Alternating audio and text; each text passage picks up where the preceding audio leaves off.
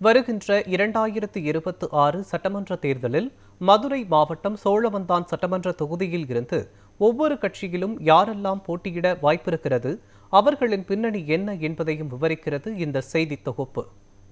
சோழவந்தான் சட்டமன்ற தொகுதியில் அண்ணா திராவிட முன்னேற்றக் கழகம் சார்பில் 2016 முதல் 2021 வரை முன்னாள் எம்எல்ஏ பதவி வகித்தவர் மாணிக்கம், 2005 முதல் அதிமுகவில் உறுப்பினராக உள்ள முத்துகிருஷ்ணன், அதனைத் தொடர்ந்து சோழவந்தான் சட்டமன்ற தொகுதியில் 2011 முதல் 2016 வரை அதிமுக எம்எல்ஏவாக பதவி வகித்த கருப்பையா போட்டியிட வாய்ப்புள்ளதாக கூறப்படுகிறது. திராவிட முன்னேற்றக் கழகம் சார்பில் சோழவந்தான் தொகுதியின் தற்போதைய எம்எல்ஏ அமைச்சர் மூர்த்தியின் ஆதரவு உள்ள வெங்கடேசன், திமுக வடக்கு மாவட்ட வாடிப்பட்டி ஒன்றிய துணை செயலாளராக பதவி வகித்து வரும் ஜெகன், இருவரும் திமுக சார்பில் போட்டியிட விருப்ப மனு தாக்கல் செய்துள்ளனர்.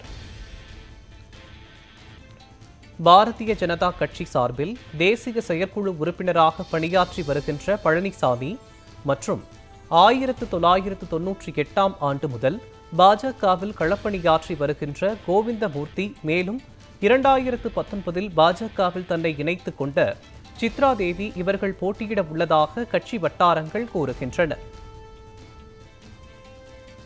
காங்கிரஸ் கட்சி சார்பில் மதுரை சோழவந்தான் தொகுதியில் போட்டியிட விருப்பம் தெரிவித்து விருப்ப மனு கொடுத்துள்ள காங்கிரஸ் கட்சியில் முன்னாள் நாடாளுமன்ற உறுப்பினர், நீண்ட காலமாக உள்ள விஸ்வநாதன், மதுரை மாநகர் காங்கிரஸ் கட்சியின் பொறுப்பாளராக பதவி வகித்து வருகின்ற மணிகண்டன் ஆகியோர் போட்டியிட வாய்ப்பிருப்பதாக கட்சி வட்டாரங்கள் தெரிவித்து வருகின்றன.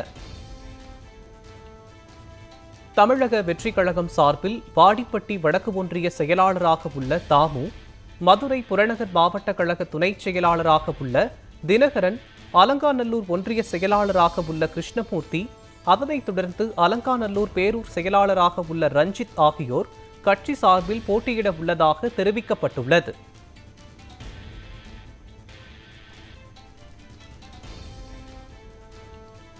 நாம் தமிழர் கட்சி சார்பில் 2019 முதல் நாம் தமிழர் கட்சியில் பணியாற்றி வருகின்ற வாடிப்பட்டியை சேர்ந்த நாகலட்சுமி, நாம் தமிழர் கட்சியின் சோழவந்தான் தொகுதி மகளிரணி செயலாளராகவும் தற்போது வேட்பாளராகவும் உள்ளார்.